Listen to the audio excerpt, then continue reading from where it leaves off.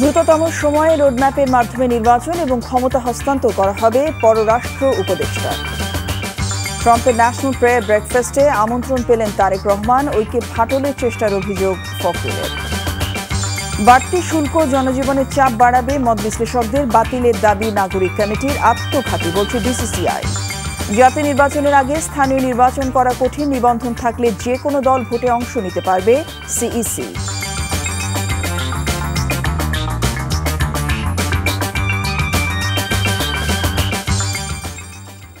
আসসালামু আলাইকুম, জসিন্তা জিনিয়া স্বাগত জানাচ্ছি এনটিভির সন্ধ্যার খবরে। ক্রাউন সিমেন্ট শিরোনাম দেখছিলেন, এবার পুরো খবর।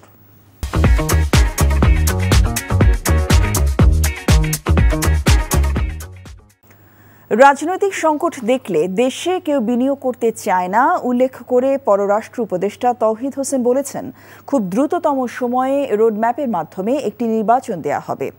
রাজনৈতিক নিশ্চয়তা থাকলে বিনিয়োগ বাড়বে বলে আশা প্রকাশ করেন তিনি। আর বাংলাদেশ ব্যাংকের governor doctor Ahsan H Mansur বলেছেন, অন্তর্বর্তী সরকারের সময় দুর্নীতি ও অর্থ পাচার বন্ধ হওয়ায় রেমিটেন্স প্রবাহ বেড়েছে। রাজধানীর একটি অনুষ্ঠানে এসব কথা বলেন তারা। রিপোর্ট করছেন ফাহাদ মোহাম্মদ। রাজধানীর একটি হোটেলে centre for non residence Bangladeshi NRB branding Bangladesh world conference সিরিজের উদ্বোধনী অনুষ্ঠানের আয়োজন করে। অনুষ্ঠানে প্রধান অতিথি হিসেবে পররাষ্ট্র উপদেষ্টা তৌহিদ হোসেন বলেন, বাংলাদেশের রাজনৈতিক দলগুলোর মতো এত শাখা বিশ্বের অন্য কোনো রাজনৈতিক দলে নেই। কোনো অতিথি বিদেশে গেলে বিমানবন্দরের অভ্যর্থনা, মিছিল, মিটিং দেশের ভাবমূর্তিতে ভাটা ফেলে।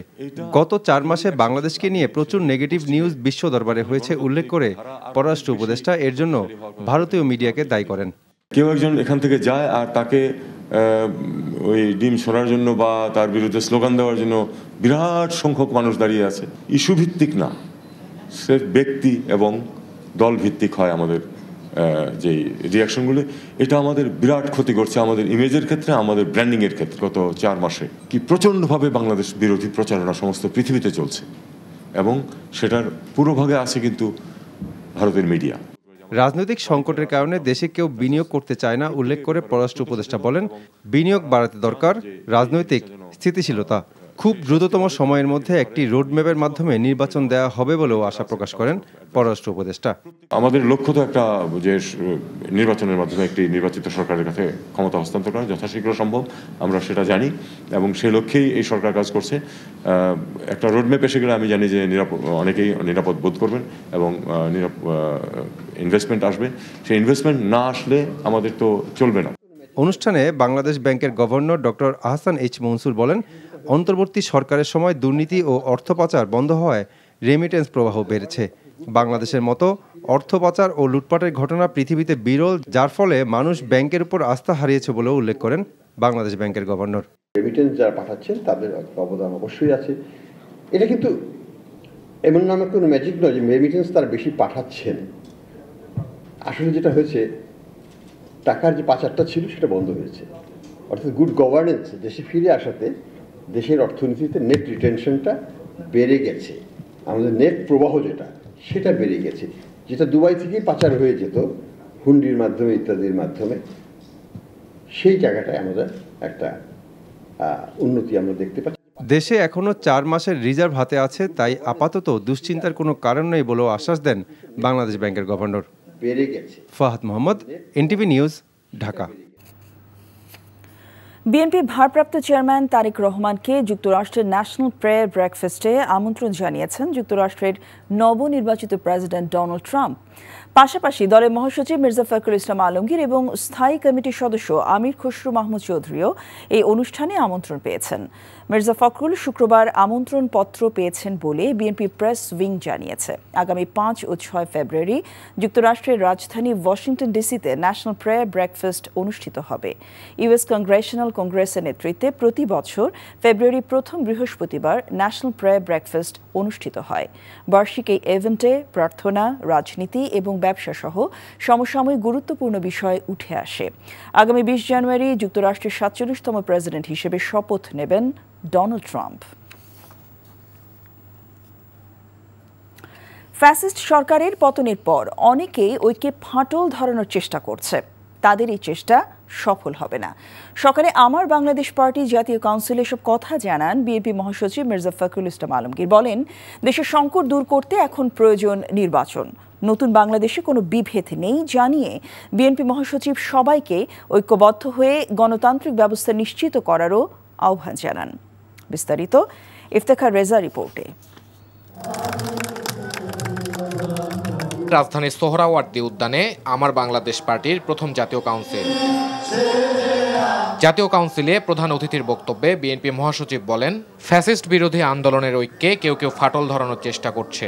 এখানে আমাদের কোনো বিভেদ নেই, কিন্তু দুর্ভাগ্যক্রমে আমাদের দেশের কিছু মানুষ তারা আজকে বিভিন্নভাবে এই ঐক্যে তারা কিছু ফাটল ধরানোর চেষ্টা করছেন। আমি জানি সেই চেষ্টা সফল হবে না।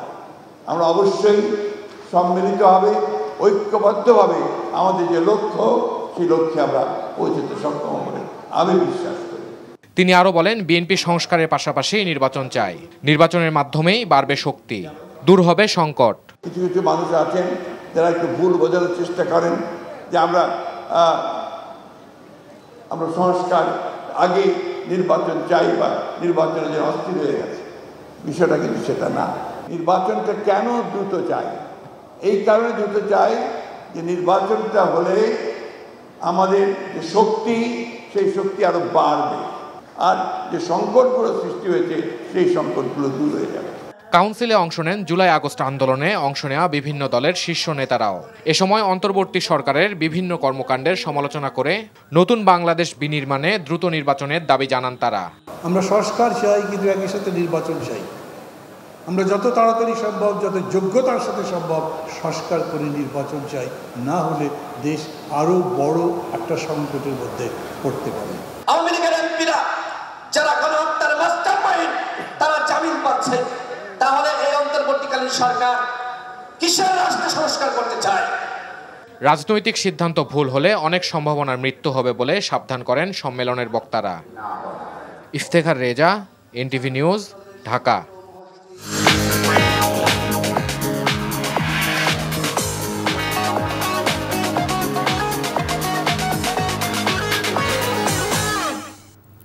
নগদ নিবেদিত অর্থনীতির খবর। শতাধিক পণ্যে ভ্যাট ও শুল্ক বাড়িয়ে রাজস্ব আয় বৃদ্ধির সরকারের কৌশলে চাপ বাড়বে সাধারণ মানুষের উপর। এমন মত দিয়ে বিশেষজ্ঞরা বলছেন, রাজস্ব আয় বাড়াতে এনবিআরের সংস্কারকে এগিয়ে নেওয়া বেশি জরুরি। এছাড়া কর ফাঁকি রোধে নজরদারি বাড়ানোরও পরামর্শ তাদের। মিসবাহ হাসানের রিপোর্ট। অন্যের বাসায় কাজ করে সন্তানের চিকিৎসা খরচ জুগিয়ে চলেছেন কুলসুম বেগম। হাসপাতালে ভর্তি ছেলের জন্য প্রতিদিন শুধু ওষুধ খরচ গুনতে হচ্ছে 4 থেকে 5 হাজার টাকা। এখন ঋণের টাকায় চলছে সন্তানের চিকিৎসা।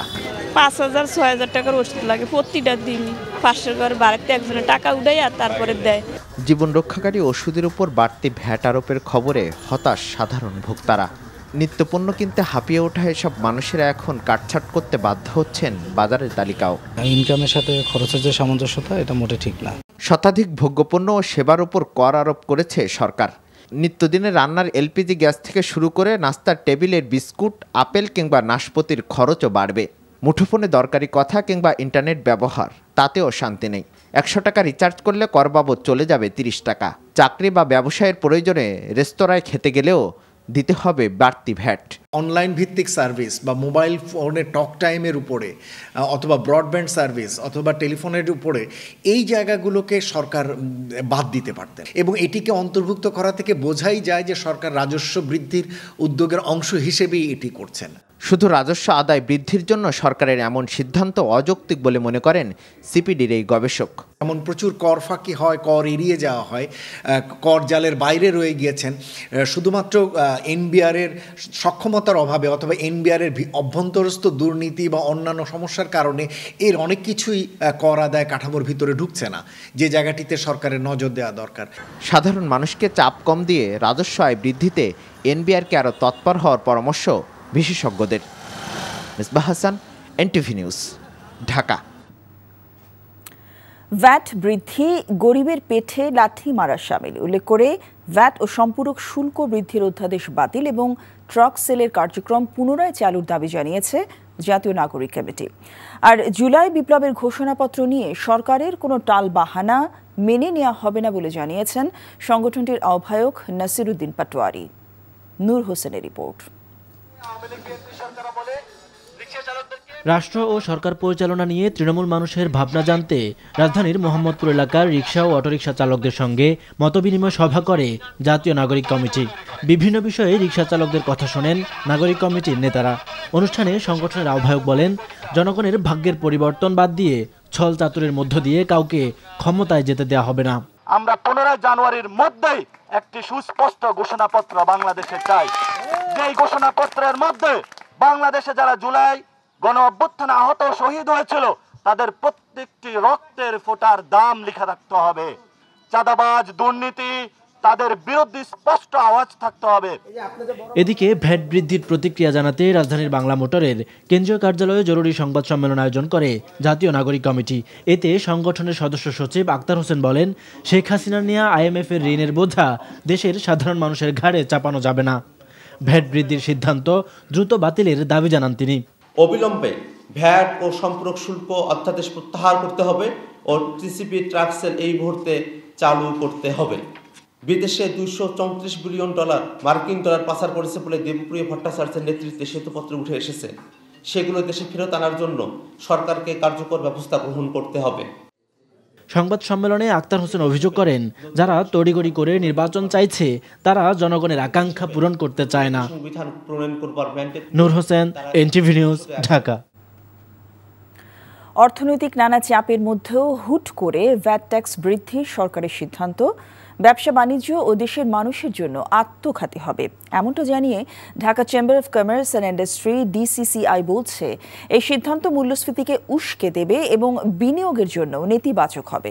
দুপুরে মতিঝিলে সংবাদ সম্মেলনে এ বিষয়ে উদ্বেগ জানায় সংগঠনটি। হাসানুল শাওনের রিপোর্ট। গেল কয়েক বছর ধরেই উচ্চ মূল্যস্ফীতির চাপে পিষ্ট সাধারণ মানুষ। নিত্যপণ্যের দামের সাথে পাল্লা দিয়ে আয় না বাড়ায় সেই চাপ দিন দিন বাড়ছে। এমন বাস্তবতা সত্ত্বেও চলতি অর্থবছরের মাঝপথে এসে শতাধিক পণ্য ও সেবায় বসল বাড়তি করের বোঝা। DCCI বলছে, সরকারের এমন সিদ্ধান্ত সংকট আরও বাড়াবে এবং চাপে পড়বে সার্বিক অর্থনীতি। এটা আমাদের মতে এটা একটা সুইসাইডাল একটা মুভ হচ্ছে। We are all are in great trouble. And আমরা যেটা বারবার বলতেছি, ইভেনচুয়ালি আমাদের ইকোনমিক স্লোডাউন তো হবেই, সাথে এটার পুরো খরচাটা একদম এন্ড ইউজার মানে আপামর জনগণের উপরে পড়বে। করের ক্ষেত্রে সরকারের নীতি এবং করের হার ঘন ঘন পরিবর্তন হচ্ছে জানিয়ে ঢাকা চেম্বারের সভাপতি আরও বলেন, এভাবে দেশি বিদেশি বিনিয়োগকারীদের বিপদে ফেলা হচ্ছে। পলিটিক্স আলাদা থাকুক, ইকোনমিক অ্যাক্টিভিটি অর্থনীতি আলাদা থাকুক, ঠিক না? এটা যখনই কিন্তু লেগে যায় তখনই কিন্তু একটা আনসার্টেনিটি এবং কনফ্লিক্ট তৈরি হয়। ইনভেস্টমেন্ট ফ্রেন্ডলি রেগুলেশন যদি আমরা না আনতে পারি, পলিসি ইনকনসিস্টেন্সি যদি থাকে, লিগ্যাল চ্যালেঞ্জগুলো থাকে, FDI কোনোদিনও কিন্তু আমাদের দেশে প্রসারিত হবে না। সরকারের অর্থ সাশ্রয়ের জন্য 20% সরকারি ব্যয় কমানোরও আহ্বান জানায় Dhaka chamber. Hasanul Shaon, NTV news, Dhaka. সংস্কার কমিশনের প্রতিবেদন দেওয়ার পর রাজনৈতিক দলগুলো নিবন্ধন নিয়ে নতুন করে পরিকল্পনা করবে নির্বাচন কমিশন।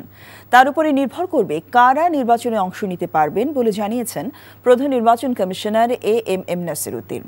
ভোটার তালিকা হালনাগাদ ও ত্রয়োদশ জাতীয় সংসদ নির্বাচন উপলক্ষে সকালে সিলেটে নির্বাচন কর্মকর্তাদের সাথে মতবিনিময় করেন প্রধান নির্বাচন কমিশনার। আগামী জাতীয় সংসদ নির্বাচনের আগে স্থানীয় সরকার নির্বাচনের পরিকল্পনা বাস্তবায়ন কঠিন জানিয়ে CEC বলেন, স্থানীয় সরকার নির্বাচনে অনেকগুলো ধাপ, যেটি দ্রুত সময়ের মধ্যে বাস্তবায়ন করা প্রায় অসম্ভব। ভোটার ID কার্ড সংশোধনের আর্থিক দুর্নীতির সাথে জড়িতদের আইনের আওতায় নিয়ে আসা হবে বলেও জানান CEC। এছাড়া পর্যায়ক্রমে সকল প্রবাসীকেই ভোটার হিসেবে তালিকাভুক্ত করার প্রক্রিয়াও চলমান বলে জানান তিনি। আমাদের নির্বাচনী ব্যবস্থার যে সংস্কার কমিশনের রিপোর্টটা এখনো আমরা পাইনি। ও এই রিপোর্টটা পেলে তারা কী কী সুপারিশ দেয় এগুলো একটু পর্যালোচনা করে, তাহলে হয়তো একটা আমরা সিদ্ধান্তে আসতে পারবো। আমরা অপেক্ষা করছি তাদের রিপোর্টের জন্য। অনেকে আবার বলছেন জাতীয় নির্বাচনের দিন একসাথে স্থানীয় সরকার নির্বাচনে করা যেতে পারে, এরকম পরামর্শ কেউ কেউ দিচ্ছে। তো এটা ইকুয়ালি নট ইমপ্লিমেন্টেবল।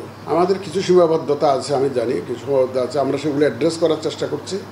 আর যারা দুর্নীতিতে জড়িত ছিল আমরা মোটামুটি প্রমাণ পেলে কাউকে ছাড় দিচ্ছি না এবং দিবও না। আগামী জাতীয় নির্বাচন আমরা ইভিএমের মাধ্যমে করার কোনো পরিকল্পনা আমাদের নাই।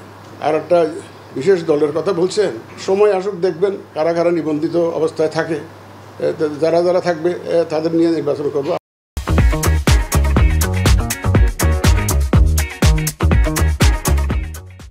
আগামী মার্চ মাসের মধ্যে সারা দেশে 4.5 লাখ গাড়ির ড্রাইভিং লাইসেন্স প্রদান করা হবে বলে জানিয়েছেন সড়ক পরিবহন ও সেতু মন্ত্রণালয়ের উপদেষ্টা ফজলুল কবির খান। দুপুরে রাজধানী বনানী বিআরটিএ কার্যালয়ে নিরাপদ সড়ক সংক্রান্ত বৈঠক শেষে ব্রিফিংয়ে একথা জানান তিনি।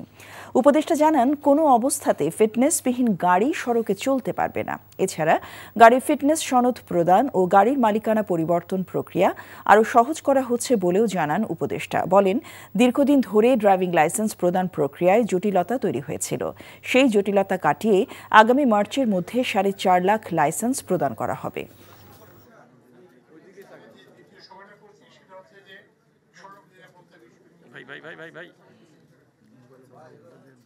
4.5 লক্ষ ড্রাইভিং লাইসেন্স দেওয়া পেন্ডিং আছে। তো এইগুলো আগামী মার্চের মধ্যেই সবগুলো লাইসেন্স ইস্যু হয়ে যাবে।